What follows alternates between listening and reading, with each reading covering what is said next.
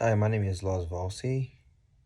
I am a student at GCU, Grand Canyon University. So today we'll be providing the difference between the data in rest and use and also in transmit. And also how we could keep that data secure. For example, when the data is at rest and also when the data is in transit and also when the data is in use. So how we're also gonna keep that data from being hacked, from being basically where the data is at risk. Um, so first, let's talk about the different type. So what exactly is going on with that data? So data is at rest is a data that is not being moved or being accessed. So basically it's a data that's basically inactive. And then in that type of data, you could find a hard drive in a computer in a server somewhere where the data is being stored somewhere. Data that is in use is a data that's being accessed right now. It's currently being accessed. It's being edited. It could be deleted, being uploaded, archived, whichever one you want to put it. That's a data that's in use. So that the right there, that's the two different between the data that arrests and the data that's being used. But the last one is the data that's in transit. So which is the data that's being moved from one point to the next point. So basically from one point A to point B, that's the data that's in transit. So that type of data also require a form of security.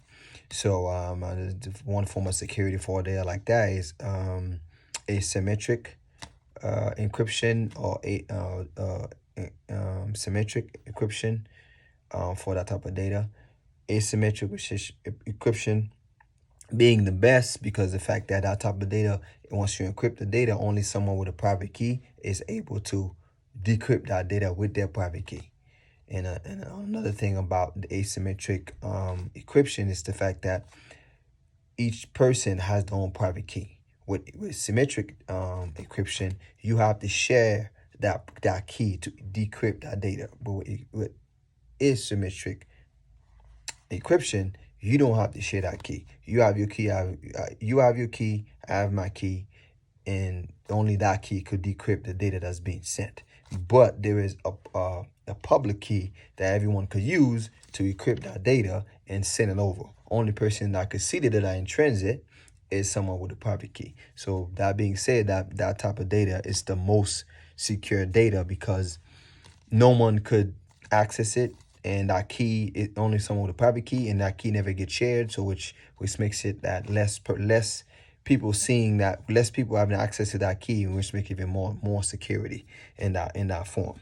So that's another thing that you could use to secure data that's in transit. Um, and lastly, another thing you could use for data that's currently being used is use something that we call ABAC, or ABAC is one of the good thing that you could use to secure data that's being used. ABAC is one of them, and also yeah, that's one of the way you could basically control the access to who who get access. It's basically limiting the access to that data. Basically, within an organization, a person, you have the access. You the administrator, you have access to that data, but you only provide certain access to certain people. They can only access based on their role, based on what they need to do. That's one of the way you could secure data that is in use. Okay, I think I've covered everything regarding to that. Well, thank you very much. Oh, almost forgot. Another thing in regard to protecting the data is also asymmetric hashing, PKI. All these also a good method to also protect the data, encrypt the data, and encrypt the data, hashing the data, PKI.